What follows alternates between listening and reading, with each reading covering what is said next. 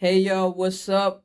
Welcome back. I'm Nick from Angel 22, and this is another episode of Tuesday Circle the podcast. All right. So, for anybody who may be new to our platform, welcome.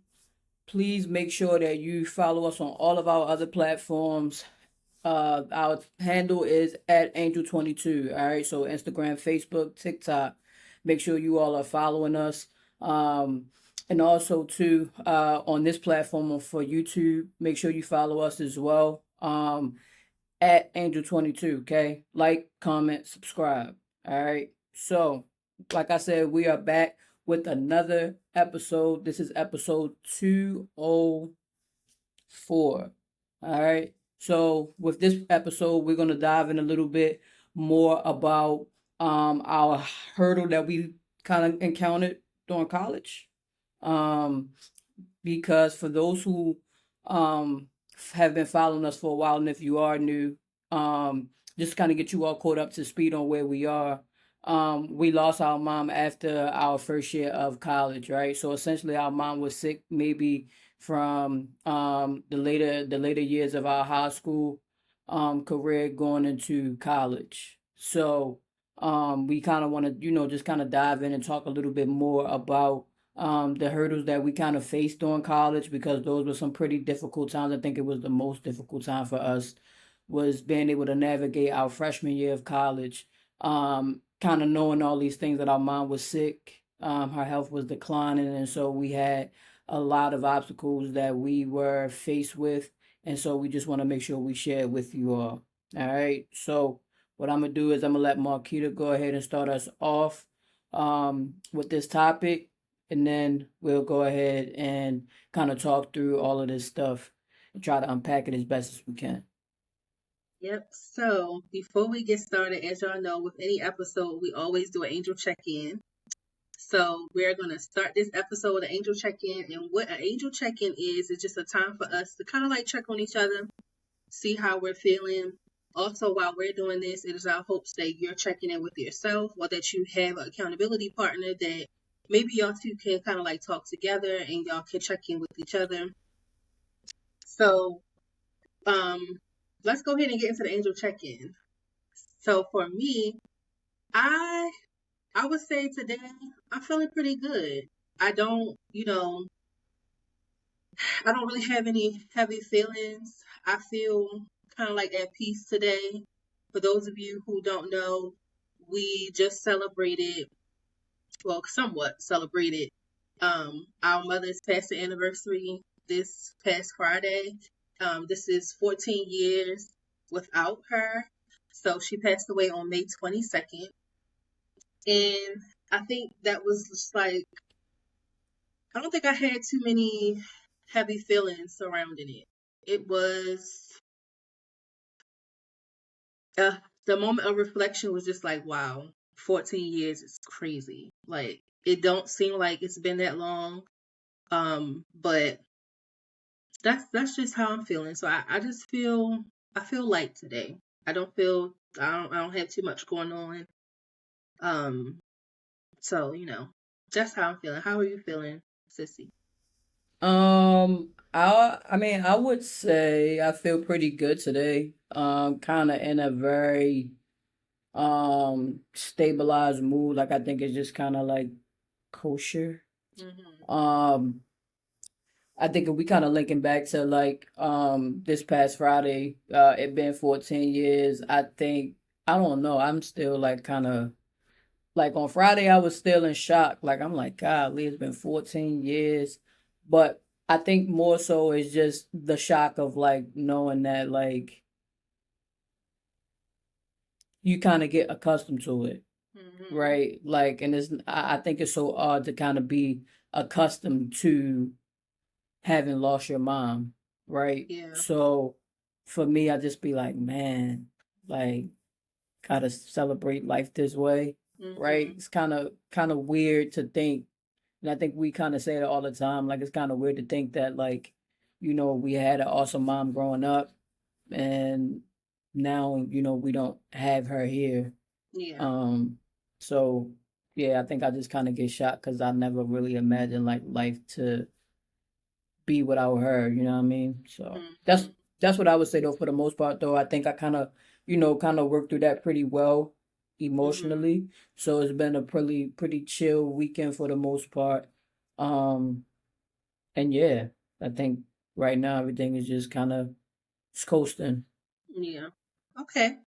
So let's go ahead and get right into what this episode is all about: college hurdles. So we talked a little bit last episode about like when we noticed like the onset of our mom becoming sick, and we talked about that it was towards the end of high school, so that 11th, 12th grade year is when we noticed a shift. So during that time, just like any high school student, life is still going on. Like we're still preparing for college, trying to solidify those things. And our mom wanted us so badly to experience college out of state.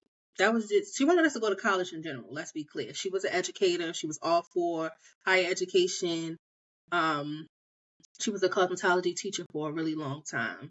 So she didn't really play too much about going to school. That was like non-negotiable for her. Like, you're gonna go. I don't really care if you don't feel like it. If you do feel like it, don't matter. Like, this is what you're gonna do. So she pushed and pushed for us to go to school. So we graduated in 2011, and that towards the end of that summer, we went off to school. We went to school in Virginia, and it was a it was an interesting time. Like she still, although she was sick, she was still heavily involved, like with everything, even to the point where she, drove us down there to go to school. So she drove the whole way. Um, and she just made sure, despite how sick she was, she made sure that she didn't miss those moments for us. And I'm really grateful for that because that's a lot of work, transitioning not just one child but two at the same time, into school. Like that's a lot. So this was our first experience, out of state. And I mean, I don't know about you, Nick, but I was excited to go, like just to get away. Um, but not realizing that when we left, that life would be so different after that, which is, the sad part about it. But we ended up we made it down, and I think it was, I'm not gonna say I think it was really sad just seeing mommy, how sad mommy looked when she dropped us off, and she was still there with her oxygen tank. No matter how slow she had to walk to get there, how many times we had to stop and sit down because she couldn't catch her breath, she was still there. She was still there, and our great grandmother went.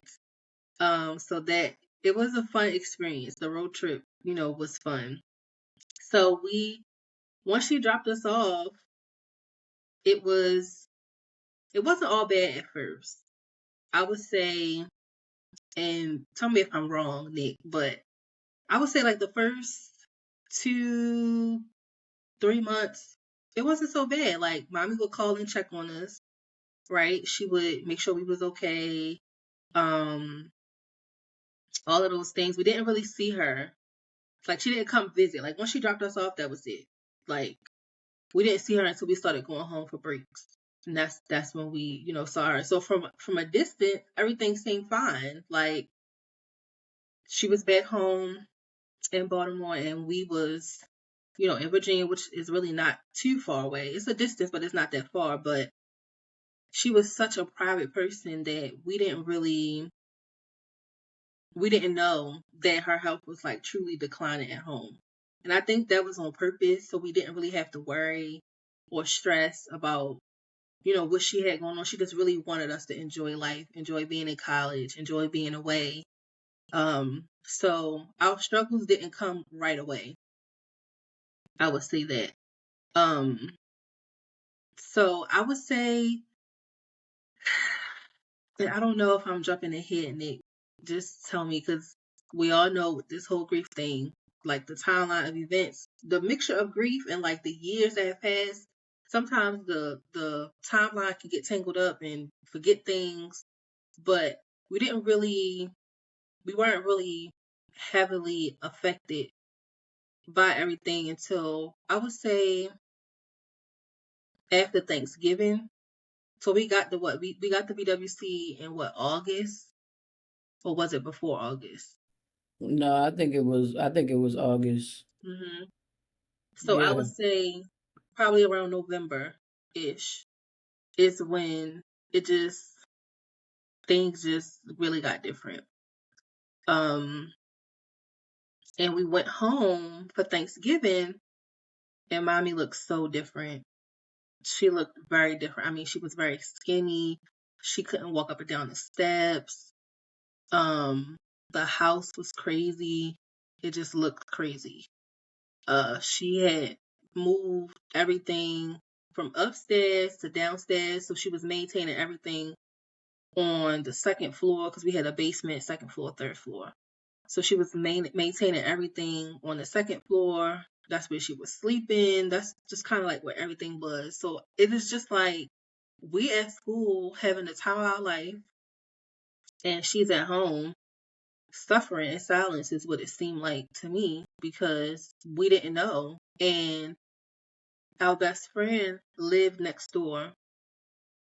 And I don't know at what point in time this was, but I know we would ask her, like, best friend, can you go next door and, like, see what's going on? Like, can you check and see how our mom is doing? And she would go over and kind of like just kind of try to scope out the scene to see what's happening. That was kind of like how we were getting our intel, bits and pieces, because we really didn't know. Like, it was almost like we were literally living two different lives. Like, she's at home, we're at school, and things was just going crazy. Um, so yeah. So that, I think once we got home for Thanksgiving and then we came back, because Thanksgiving break is really short. It's a quick turnaround. I think it's like a week versus winter break when you're in college. It's a lot longer. I think it's close to almost like 2 months that you're out. Yeah, it is. It's like, yeah, because you don't go back until like the end of January.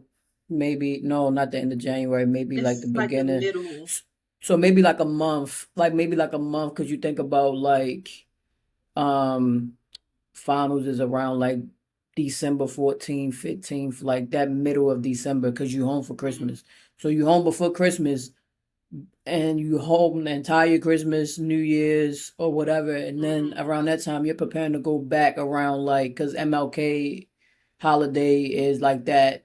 What, maybe like a week and a half after. So kind of like that. Not to Yeah, be too technical. it's longer than Thanksgiving break, is what I'll say. It's longer. So it was a quick turnaround. Like, we went home for that week. We spent Thanksgiving at family house, and then we went back. And that was no, that wasn't the last time we went home. We went home for winter break.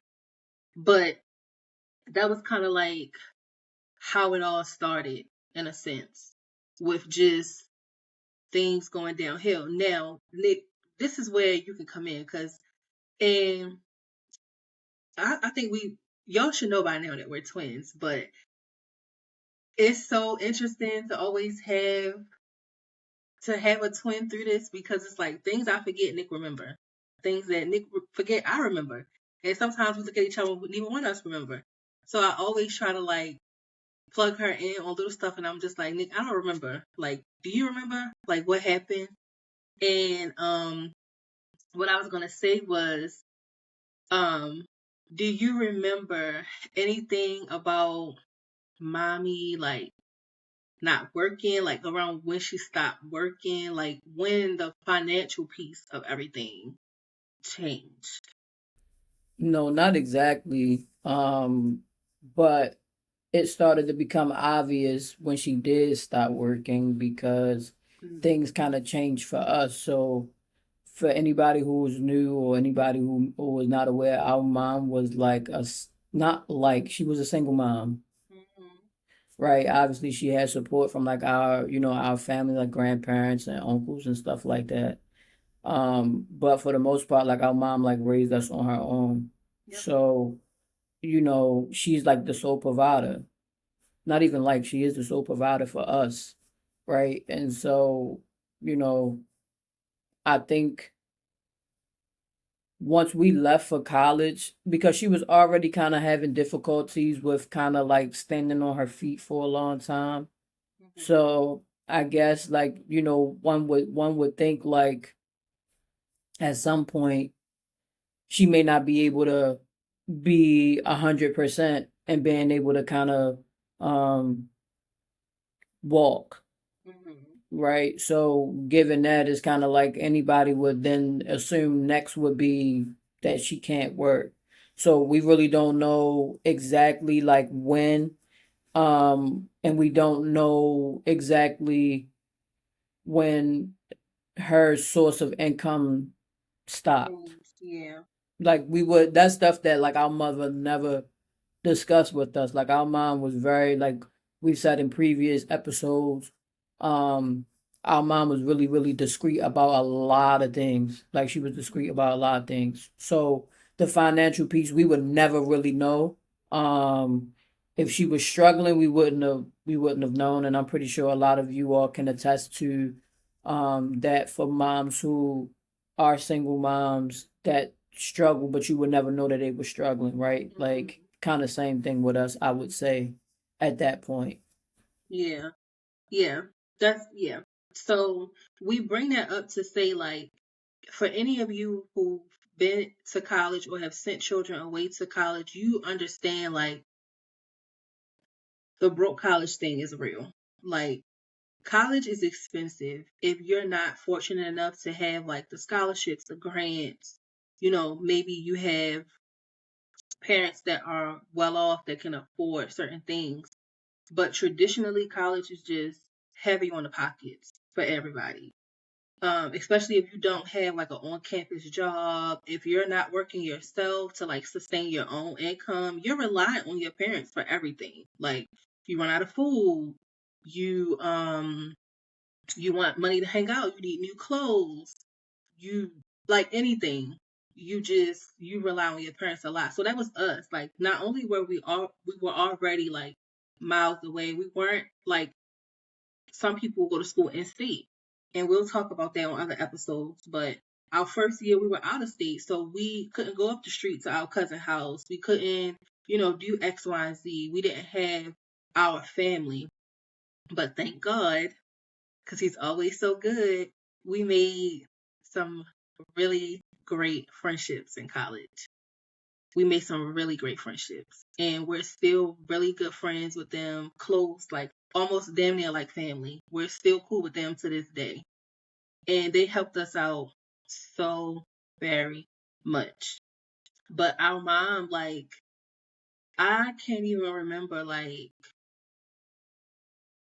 every detail of how we were like sustained throughout that first year, because I even like, for example, I went to school. I had, at the time, it wasn't no knotless and all that. It was box braids. I had box braids, and I kept that style in for so long, like so long, because my mom was, if I wasn't going to like the braid shop to get my hair braided, my mother was the one doing my hair, or my aunt would do it. But I didn't have that as a resource. We didn't have the money to go see somebody on campus to do our hair or in the area. So it was just like, I don't know how to do my hair. Like, what am I supposed to do? Mommy did everything. Like, and I think at the time I was wearing relaxers. Or was my, yeah, I think I was wearing relaxers, but I had the braids in so long. Like, they were in probably like that first semester. That whole first semester I had braids. And it was just like the same braids from when I got there in August. Them braids was in for too long. So it's just little small, stuff like that. So things were different for us in college. And it's not, we're not saying that to like blame mommy for anything or shame her for the things that she couldn't do, but we're just speaking to the fact that things were changing well before they actually changed. And it was hard for us in college. Like, we had a lot of fun, and thank God we didn't really go without, but we noticed a shift. Like, we noticed a shift in just not having it like certain people had, or people could call their parents, and mom or dad, I need this, that, and the third. But we were loved. We were covered. We were surrounded around people who were patient with us, who understood the things that we had going on. And so, it made up for the lack that we were in. And I know mommy was trying her best. She was doing her best, and she didn't ask to be, sick like that. So it was, college was a struggle. Like, if you wasn't eating what was in a calf, then hey, like, it's just like amazing to me that we had so much fun, but life was truly crumbling outside of that. Like, it really was. And I think I can't remember if I started going to on campus counseling in the spring semester. It might have been spring. But it did eventually like weigh down on us. Like, it did. It started to impact us. I think we had phones, but at some point the phone bill stopped getting paid, so they cut the phones off. It was just it was a lot. So I'm gonna let Nick talk from her perspective, because I always try to keep in mind, and I want y'all to understand that even though we are twins and we live this story together, we have two different viewpoints of how we may have felt or the things that we may have experienced. We're still two different people at the end of the day. So I've rambled on, but I'll let Nick share about her perspective. Yeah, so for me, um I think we kind of share like a little bit of the same sentiments.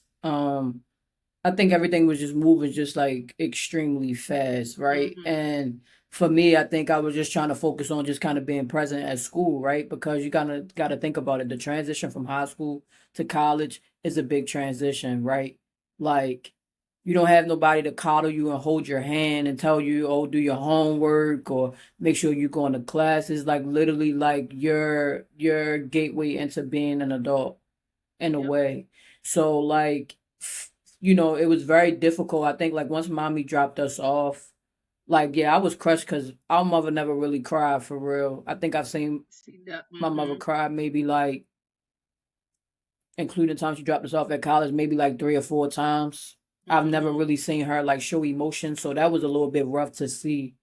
And but I think at that point, like I mean, I think, by the time we touched down at Wesleyan, I think I just was kind of just looking forward to like what was next. And I was kind of nervous too. I was nervous and excited, but I was nervous because it's a transition. Like I said earlier, you're away from your family, you're away from your normal life or your normal way of like how you live your life back home to having to adjust to living out of state, living with new people, Mm-hmm. and luckily, me and Markita kind of roomed together, so that kind of also helped with like feeling like some sense of normalcy as well. Like we roomed together. Our first semester at college. Oh, I mean, our first year at that college, we roomed together. So that definitely did kind of help with like the transition of things. And then also trying to just stay focused on schooling. Like I know for me, when I got there, I was a so at the time Wesleyan was, and I don't know if it still is or not, so do forgive me. But like I know Wesleyan was a liberal arts college, right? Mm-hmm. And so when I got there, I was a communications major.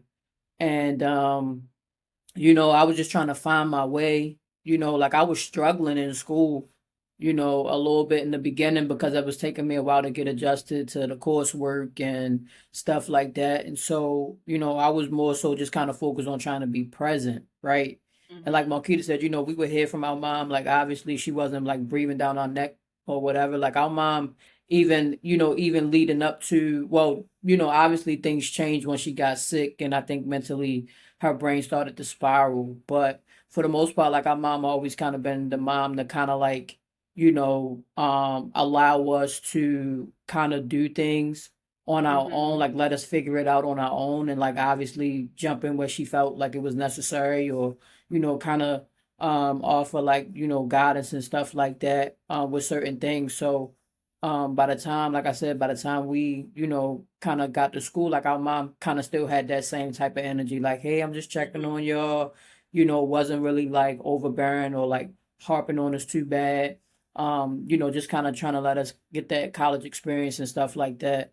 And so, and then also kind of tied into like with last episode as well. Like at that point, it was a new norm for us to not um well, it was not a new norm. I'll take that back. I'll say like it was more so like, we kind of went through periods where like, it was normal for our mom to be in the hospital. So when she was in the hospital, we wouldn't really hear from her as much.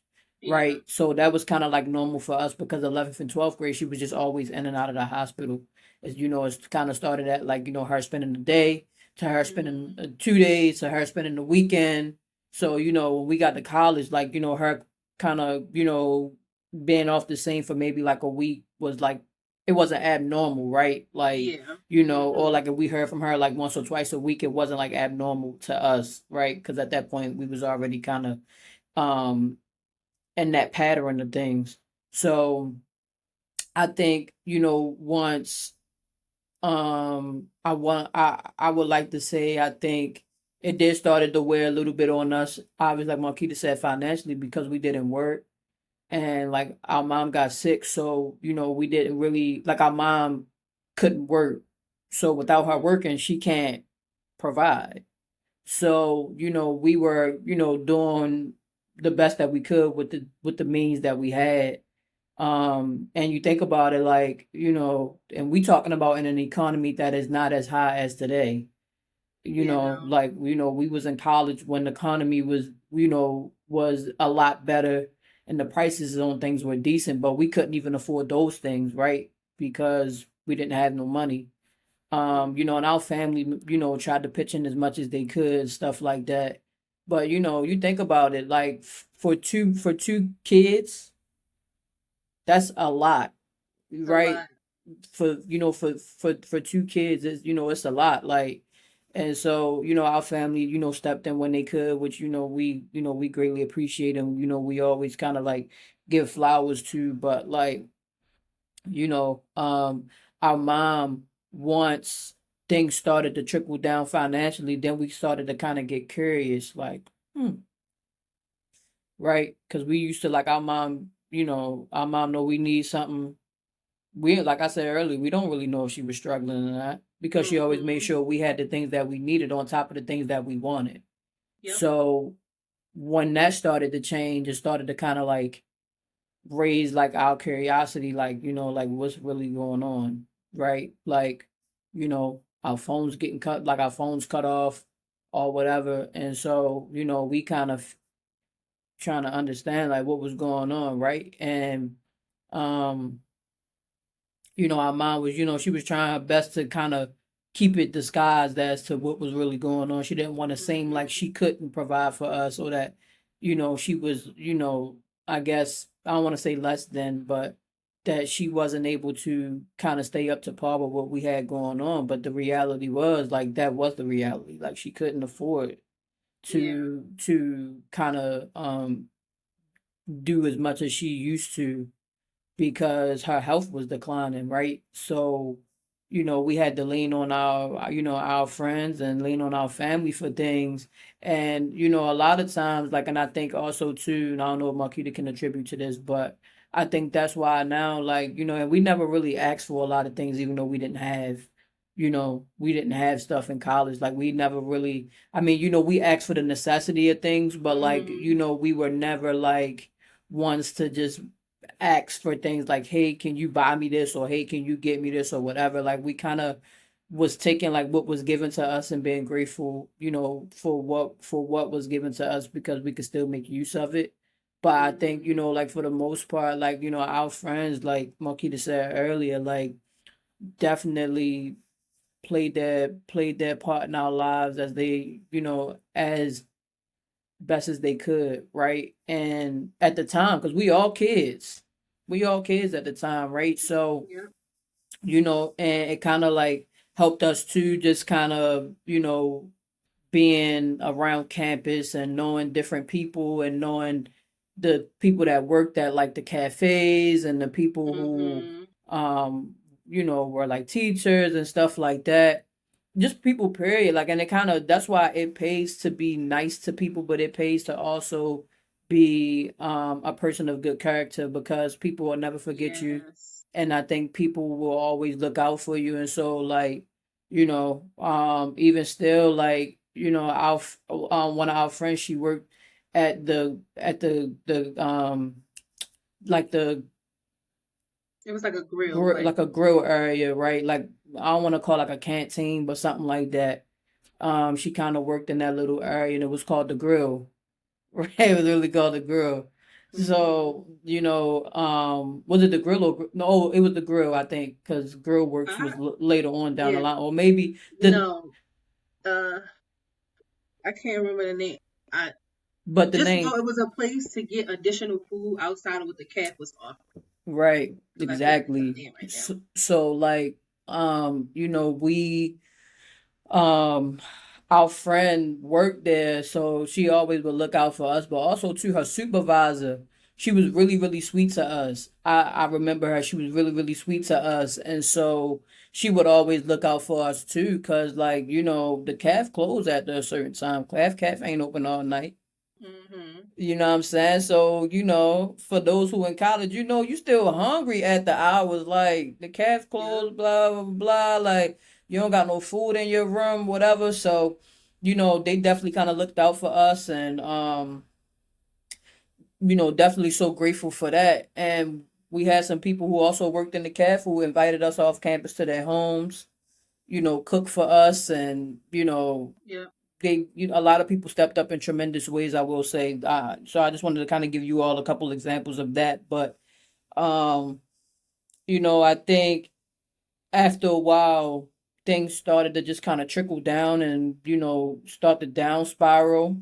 Um, you know, when we kind of figured out and noticed that, all right, like, you know, we don't have no money for textbooks, you know, Ooh, ain't wasn't no that was chat, an era. wasn't no chat, GPT at that time, or none of that No. stuff. Like, you know, some people probably say that we ancient, like we dinosaurs now, but but I'm just No. telling you all the times we was living in. Like, it wasn't all of the accessibility that everyone has now while they're in college, the resources they have Yep. at the like palm of their hand without having to pay for anything. Like, we don't have that. We didn't have that, I'm sorry, back in the day. So, you know, not being able to afford course codes and all of that stuff, and relying on family to kind of help us with that, because, you know, and then sometimes we would call our mom, she not answering the phone. hmm She not answering the phone. To Marquita point, you know, our best friend, that's why we would have our best friend, like, hey, go knock on the door. And come to think about it too, I mean, if we would have known what we knew then, I would have definitely made sure best friend had a key. That part. She could have Even took though one of our keys. mommy wouldn't have been down. Mommy, no, like, yes, she was getting ill, but she still ain't playing around. Oh Like, yeah, no, she bless definitely me. ain't play. I don't think she would have liked that too much. Well, she In her probably wouldn't personal have liked business, that. She probably wouldn't have liked that. Like, we know that for sure. She wouldn't have liked that. But at hmm least, like, for what we know that we needed it for, because she was ill.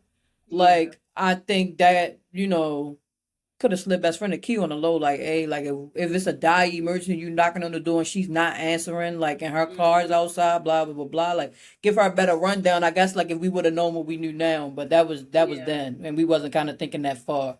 yeah, Um, but yeah, so that's what I would, I would say. But I know, like, I know for me, I don't know. I think it didn't really.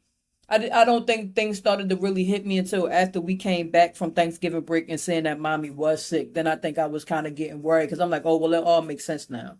yeah, It all makes sense why you couldn't afford to send us money. You couldn't afford to help us out with stuff at school, or it made sense why you wasn't answering the phone. yep, And, like, everything just started to make sense once we went home for Thanksgiving break. hmm So, you know, after that, you know, we went back to school, kind of did our thug thizzle, did the same thing. But at that point, I think for me, I was a little bit more worried. So I started calling home more. I started trying to talk to her a little bit more, because, you know, I think that, and I still think about that now, and I think that haunts me sometimes, because I think about like how, and you know, we was far away, so it's kind of like I have to reel myself out of that place and be like, well, what could you have really done from Virginia, Yeah. right? But I think it haunts me because, like Marquita said, when you go into like when like if you all could have saw our crib before, like before our mom got sick, and then after when we was in college and her health really started to decline, you would see the drastic difference. Mhm. Like, and so, you know, I think um I started to worry a lot more because I'm like, bro, like why, like Yeah.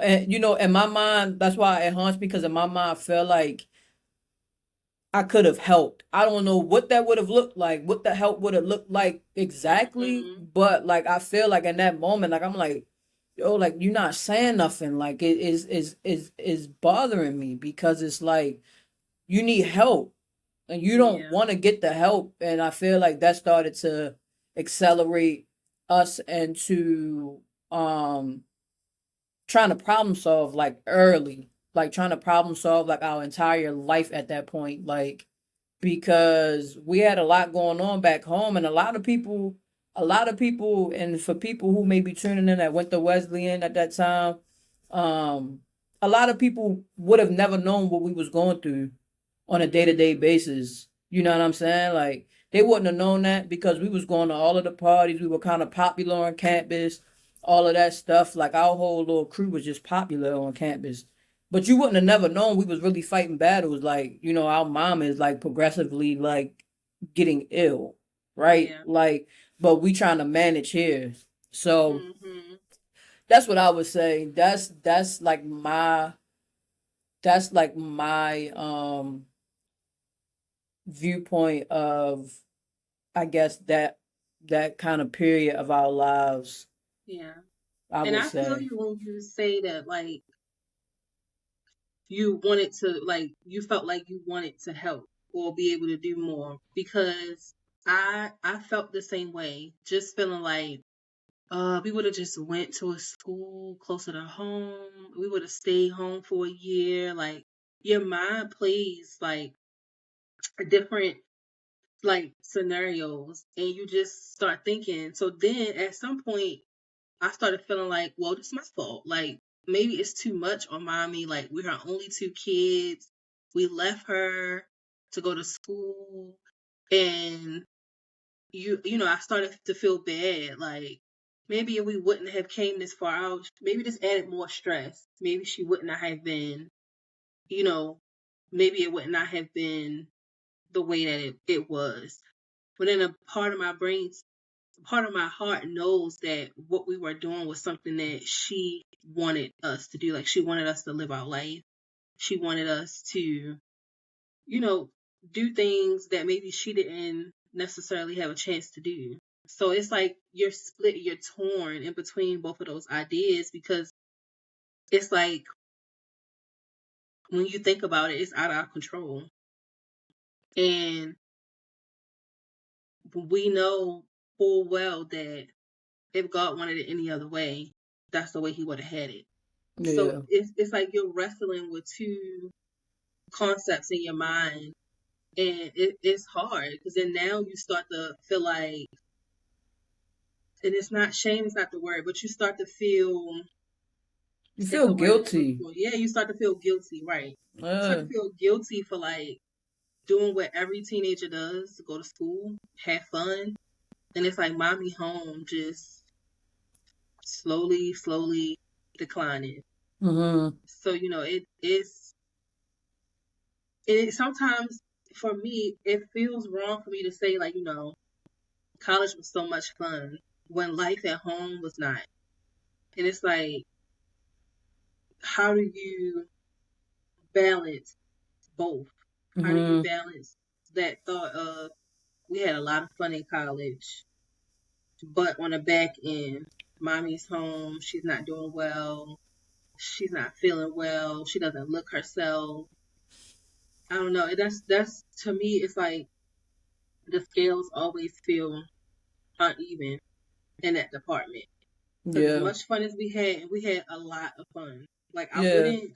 I don't regret going to college. I feel like going to that school, meeting our lifelong friends, like turning into family, being close, and like the experiences that we had, I wouldn't change it for the world.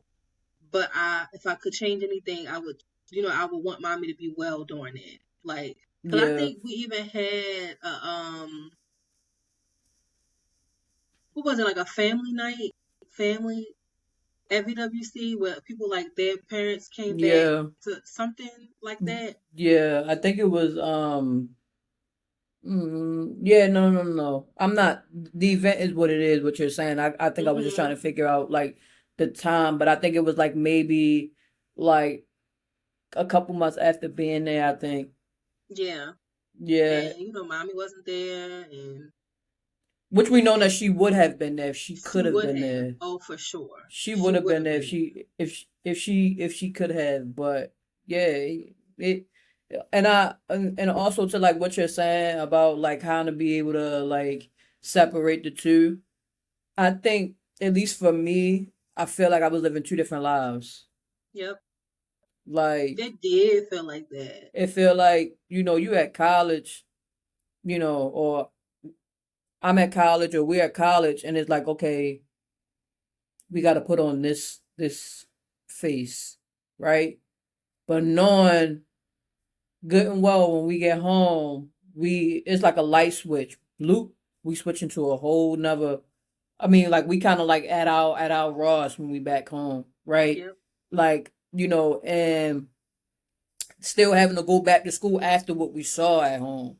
Mhm. Like, I mean, it mentally it plays mind games with you. I Yeah. feel like, it kind of tricks your brain a little bit, like Marquita said, kind of play tricks Yeah. on you mentally, I feel like.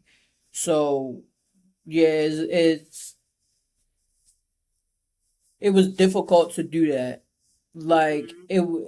it was very difficult, and I think after, because, and you wanna know what's so crazy that you brought that up, because I never forget, we wanted to go to school like in Maryland. Like we wanted to stay like local, right? Like, Mhm. and so we got accepted into Eastern Shore, Mm. and our mother straight was like, no, you're not No. going to Eastern Shore. You're not going to Eastern Shore, and you're not staying home. Like she was very adamant about that. Like we was not staying in Maryland, and we was not going to Eastern Shore. No HBCU in Maryland we was not going to, right? Like, and it's Mhm. kind of crazy to think when we get into later episodes, it's kind of crazy to think that Definitely those were is. not choices, right? Yeah. Like for our mother, she's like, nah. I mean, and it wasn't, and I think it was less of like, and I just want to kind of say this tidbit because I don't want people to kind of get what we're saying confused. I think, it had nothing to do with like her like, having like any like negative intent for us not going to HBCU. I Yeah. think she was just trying to open up our horizon a little bit more to be around other people of different races and different cultures and things like that, because Mhm. like we said in previous episodes, we was raised around black people our entire life, right? We went to um school with. I mean, when we got to high school, yeah, it was a little when we bit got to more high school, diverse. yeah, Yeah. it was definitely a lot diverse, but like our mom, like she just wanted to kind of keep that going so that, we didn't just grow up only knowing like, One thing. what we came from, right? Mhm. Like, so she was like, nah, nah, like, Mhm. mm-mm, no way y'all going to Eastern Shore or Bowie, or none of that stuff was an option. And we was pissed. We was like, what? Like we really wanted to go, to Mhm. Eastern Shore. Like our heart was set out on that. Like, and I remember looking at that acceptance letter, like, man, like I can't believe she's saying no and we got accepted into the school. Like, what is going Mhm. on? Like, And didn't she's nobody know nothing about no BWC. Let's No, be honest. we didn't know We don't nothing recommend about nothing. that. Like that was a choice that our mom made. Like which was ultimately, I guess, looking back at it, was a very great choice because of like the friends and the people we were able to meet and connect with. But yeah, like I said, like our mother was like, no, this is where y'all are going. I really, really like that. You wanna know what's crazy? She wanted us to go to UPenn Yep. at first. She wanted us to go to UPenn to like one of the like I think it was what was called the Al. Forgive me if I'm pronouncing it wrong. With the Altoona campus or the Altoon campus or Something. something like that. Yeah. She was Mhm. very adamant about us going to UPenn, and then UPenn was out of the picture. So then Virginia Wesleyan kind of came in the picture some way, and that's where we ended up going. So like Mhm. um, it's just crazy to think that like our mother didn't want us to be. I feel like she just didn't want us to be nowhere close where we can get home Yeah. easily and Mhm. things like that. She wanted us to kind of be a little bit further away from home, and I don't know. And that's probably like a question that I really would like to ask her if I could. Like Yeah. what was your thought process behind us not being close to home? Mhm. Outside of like obviously what we just kind of explained, like what was your actual logic at that time? Is it because you were sick and because you didn't want us to have to worry and feel like okay, cool, like and I get it because I get it, but I don't. The only Mhm. thing that I get is that like she wanted us to kind of have the college experience and not have to worry about anything, right? But when you Yeah. really look at it, the reason why I don't get it is because we were worrying still.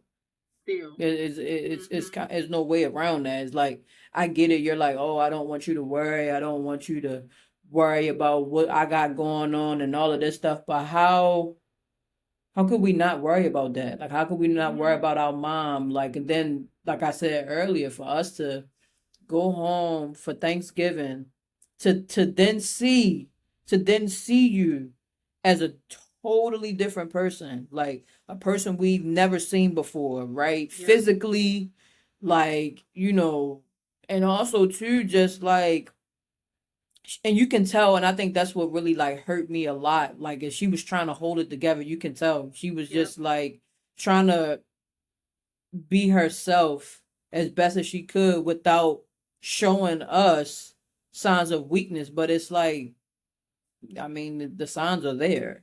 Yeah. Like the signs are there. So, Mhm. I think, at the end of the day, our mom was she didn't like to be seen as weak. Mhm. And I personally think that's something that I'm like constantly unlearning as well. Because it's hard to be vulnerable. Like it's something I'm working on, like learning to be a Mhm. little bit more vulnerable, because that's how I saw mommy ain't want to show no signs of weakness, and I thought that was the way. I Yep. thought that was the way. Like, all right, well, mommy, like, nah, like, chest out, chin up, like we ain't doing none of all of that extra stuff, like, so that's what Yeah. that's what I would just want to kind of put out there.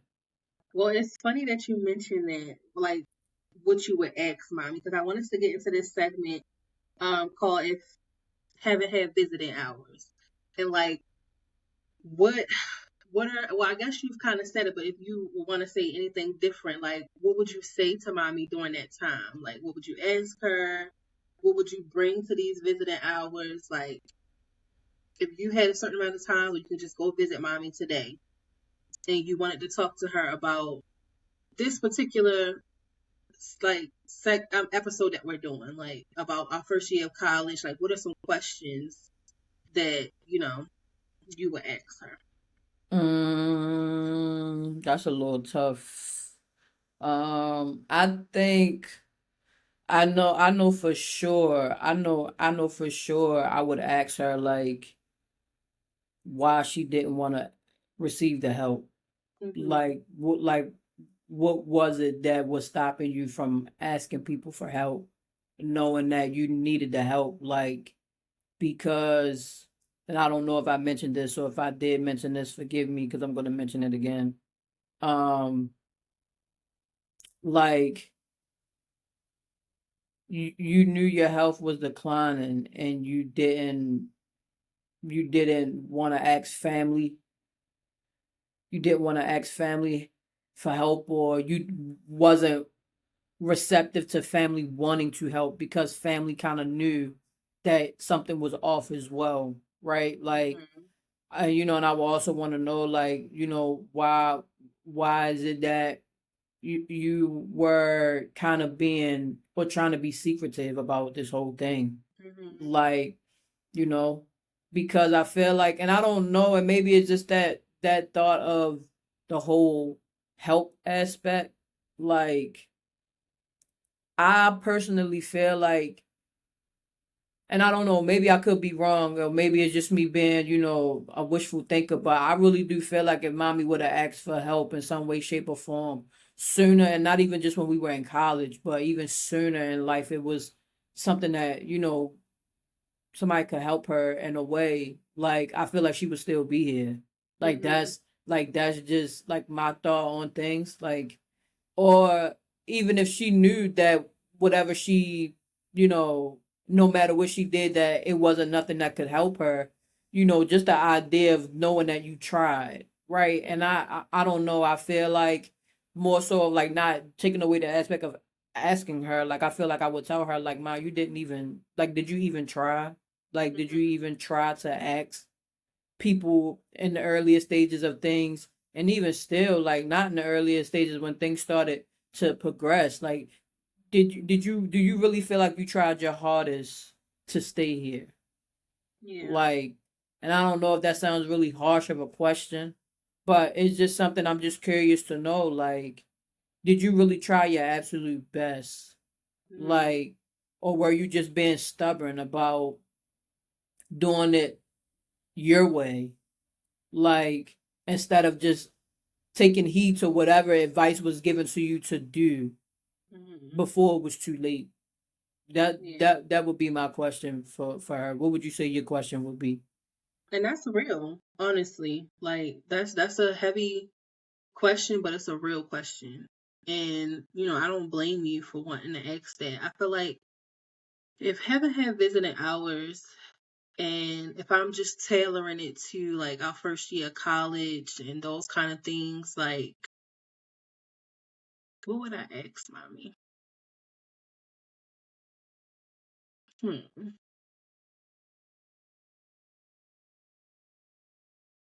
I think I would ask her like, was she afraid? Like, was she scared? Like, how did she feel? Essentially being an empty nester, because now it's just her in the house. Like she had us, all our life up until that point. It was always us three.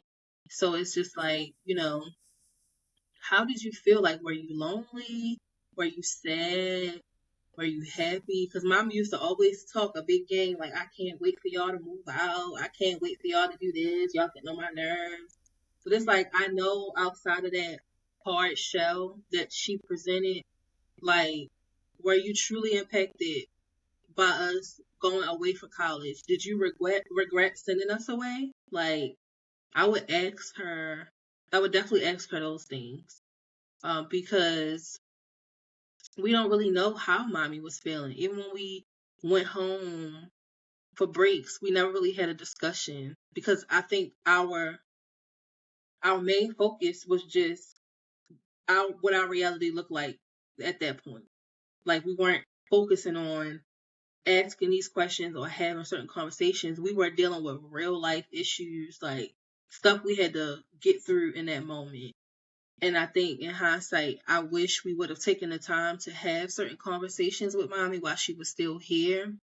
But, it is what it is. I think if I could do it again, I would try to ask from a mother's perspective. Like, how did you feel knowing that your two only children were gone away 5 hours, 6 hours away for school? That's that's what I would ask. That's my questions. Yeah, So I think that's a good question. I yeah, think that's a really I think that's a really great question. yeah, that's what I would ask. So if you're anything like us and you're away in college right now and you're watching this, or if you're a mom and you're sending, your child away for school, I think the biggest takeaway for me is having vulnerable moments and allowing your kids in on how you feel emotionally. Like, it's not taken away from the fact that you are excited for them. You want them to do great things. You want them to go away and start their life, pursue their life and their dreams. But it's okay for you to kind of like circle back at some point and say, like, wow, I never thought I would be sad that, you're away. Or allowing them to see you cry or be emotional when you're helping them put their dorm room together, or having real life raw conversations with them about how it's probably affecting your mental health, or just anything. Like, and if you are on the other side of that and you are a student away at school, dealing with dealing with that transition of being in school and the workload and the adjustments to the schedule and kind of just being like your own adult in a way. And then you have a parent back home that's, not feeling well. Don't be hard on yourself. Don't beat yourself up. Um, don't allow yourself to feel ashamed about pursuing, dreams for your own life and starting to live, your own life, because it's going to be okay. Just make sure you take the time to be present with your parent, and find creative ways to spend time with them. Like, I we had like video options back then, but it was kind of like like, It was not good. We like Skype yeah, Skype, and yes, I couldn't think of it. what's that? Vuvu, Evu, Uvu. Uvu. Yeah, it was stuff Yeah, like that. Like, yeah, just that being stuff. creative. Like, maybe you and your parent eat lunch together. You and the calf. Maybe your mom or your dad or whoever is, or your mom figure, they're out somewhere. Y'all just share lunch, or y'all have scheduled time. Like, don't overcomplicate it, especially if you're away. And even if you're not away, still find creative ways, maybe once a week, to have intentional time with your mom or mom figure, or your loved one in that way. What would you say your takeaways are as we're wrapping up this episode? Um, I think you hit them like on the nose. To be completely honest, I think the biggest thing is that like knowing that it's okay to be vulnerable with your kids. Like, Yeah. just because you are being vulnerable with your kids is not a sign of weakness. It's actually a sign of strength. And like Markita said, at the end of the day, like share those emotional moments with your kids. Kind of like, lock in with them on that level, because I think that that kind of taps into a different level of your child's mind, right? And being able to kind of enter that space within yourself as well, to be as honest as possible. I mean, I'm not a mom, so I wouldn't really know that whole um like the schematic of things as it aligns with it's certain things my kids don't need to know and all of that stuff. Mm-hmm. Like, I get that, right? I get it 100%. But I think, sometimes being as honest and being as vulnerable as possible is important, because your kids need to see that. Like, because Yes. eventually they're gonna grow up to be moms, and they need to be able to see that it is okay to share things with your kids. Even the hard things is okay to share. I get like being able to filter certain things. Like, I can totally understand that. Like, I Mm-hmm. totally get that. But like, I think that like the one thing that, to me, I feel like you don't want to shelter your kids from is reality of certain Yeah. things, because they're gonna grow to probably encounter the same things. And sometimes you never forget like what you're told as a child on how to handle Mm-hmm. things and things like that. So I think for the most part, I think my biggest takeaway overall, just to kind of like put it all in a bundle, is to not be so surface level with things all the time. Yeah. Like, take the time to talk through things with your kids because kids get curious. Mhm. Kids get curious, and not even just, you know, being curious just about the general things in life, but they get curious to know how to handle certain situations because they're gonna face certain things, right? And as very cliche as it sounds, like, you just never really know, like, when your time is coming. And so when Yeah. our mom used to be like, I'm just preparing y'all for when I'm not here.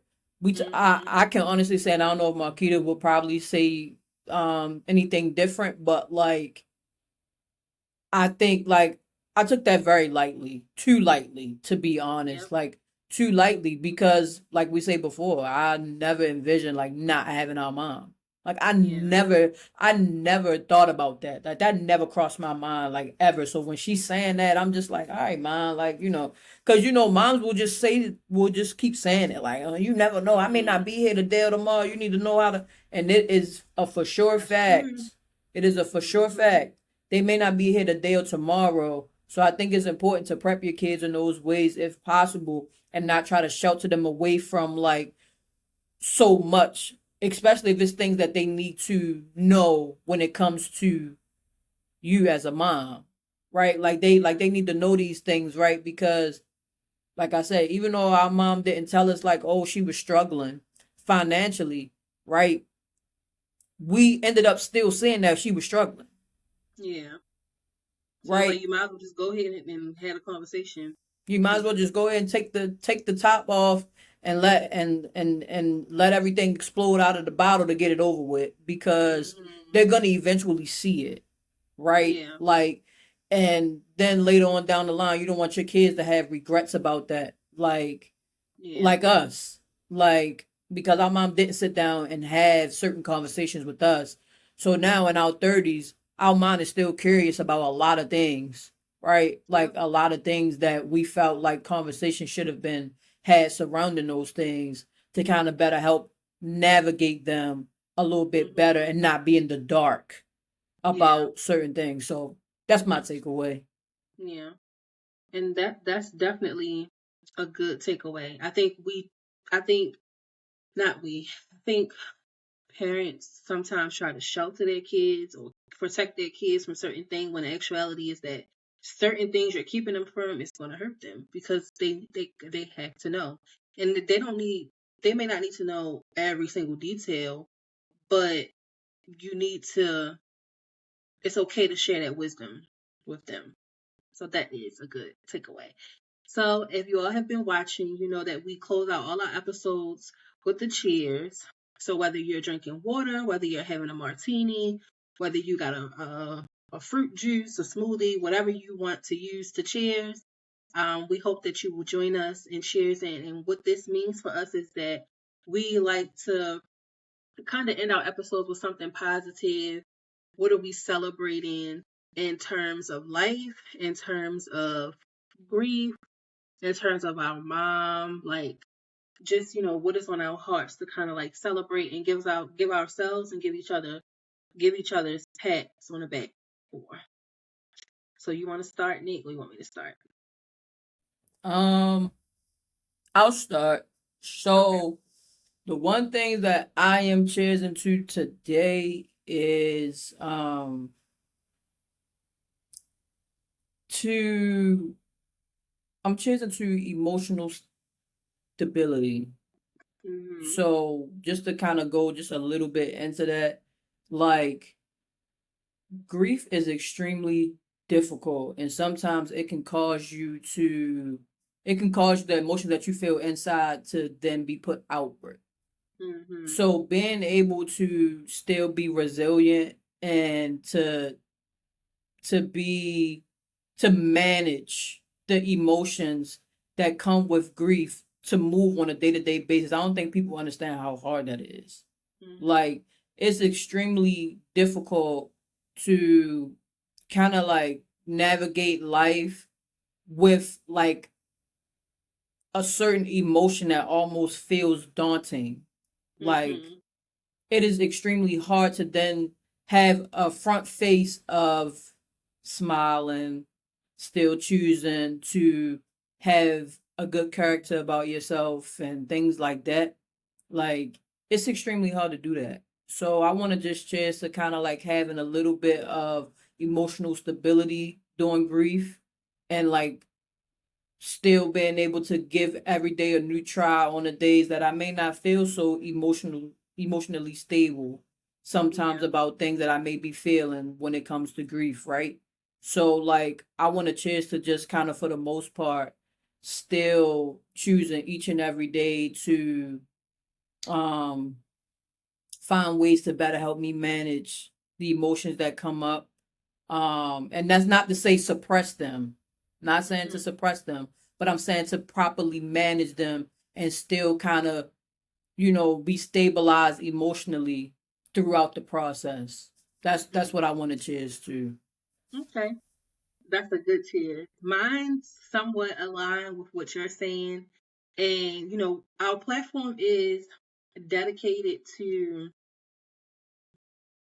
the loss of a mom or mom figure. So we never mention the fact that we also don't have our father either. He too passed away. So we are parentless in general in the physical form. So, it's some people have the privilege of maybe their mom passed, but they still have their dad. Maybe their dad passed, but they still have their mom. And it's like for us, we don't have any of our parents. So I agree. Go ahead. No, I want you to add in there too. We don't have any grandparents. We don't have no grandparents. We don't have no great grandparents. All right, Yeah. I'm gonna put that in there. Mhm. Mhm. So, a lot of those people, like Nick said, they passed away. We've had the pleasure of knowing them and being with them and them loving on us and we loving on them. We've had that privilege, but it's like Nick said, it's hard. It's difficult. And when I think about mommy's passing her heaven anniversary, and I think about 14 years, it's not a flex. It's truly a praise report. And it's a testimony because it's like there are people in this world that cannot mentally and emotionally and spiritually manage that loss. They crack, they break, they're not the same. They lose their mind, like they resort to other things. And No pun intended, though. No pun intended yeah. with that. So, yes. Put a disclaimer out. Yeah. So it's just like I truly believe deep down in my heart that we are a product of our mother's prayers. We are a product of our grandmother's prayers, our great grandmother's prayers. Like, we are so blessed. We're so covered. We are protected. We're loved. And I'm cheersing to that. I'm cheersing to 14 years of we've accomplished so much. We have so much more to accomplish, but that we can still smile, that we can still stand in front of y'all. And no matter the difficulty, we're still well off. We're still doing what we're supposed to do, and it's not to bash or to talk down on those who don't, but it's something to be proud of. And my heart goes out to people who don't recover from the loss of their mom, like, because it is hard. And I thank God that He kept us through all of that. So I'm not boasting about it. I'm just thankful. My cheers is a moment of gratitude and thankfulness that He has kept us all of these years. He really has. And it's not to say life has been perfect because it's been far from it. We didn't make mistakes because we've made many. We didn't have moments where we melted because we had, but we always get back up. So that's my cheers. I'm so grateful and I'm so thankful. And I could not have imagined navigating through this without my sister. That's for sure. That is an absolute, like, that is just like real. Having Nick, us having each other, like, it makes things a little bit easier. So Yeah, and I want to that, add. I want to add to that too. Like our hearts do go out to the individuals who are only kids. They're like the only child, right? And yeah, they're battling grief alone. Like they don't have any siblings. or anything like that. Because, like Marquita said, I don't think that I could have navigated life without having my sister. But, I can understand like the pain that probably comes with doing it alone. So, Yep. our hearts, our prayers, hugs from all the way over here. Big hugs to you all Big who hugs. are who lost their parent and they were the only child, or lost both of their parents and they're the only child. Like, Yeah. our heart definitely does go out to you, because I can't imagine what you are going through right now. And I could probably imagine for sure that you'll probably feel some type of loneliness. And Yeah. so, that's what our platform is for, to kind of, round up everyone who is struggling in that way, because I know that it's tough and sometimes you may feel alone even when you have a sibling. Yep. So, Yeah. our heart goes out to you, and we do wish that our platform finds you well for sure. Definitely. 100%. So, cheers to those things. I have a little bit of electrolytes in my cup, so cheers to that. Yeah, I just got some sparkling water, so that's what I got. Cheers. Cheers.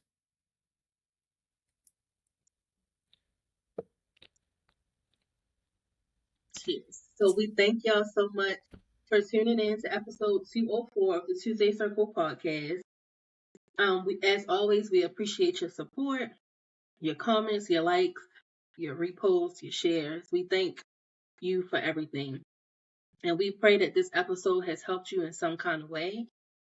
We are always here. We do respond. We respond back to comments. We respond back to DMs. So if you ever need us, if you ever want to just talk with us or whatever, just reach out to us on all platforms at Angel22. And until the next episode, we love you all. We thank you. And until next time, bye. Bye.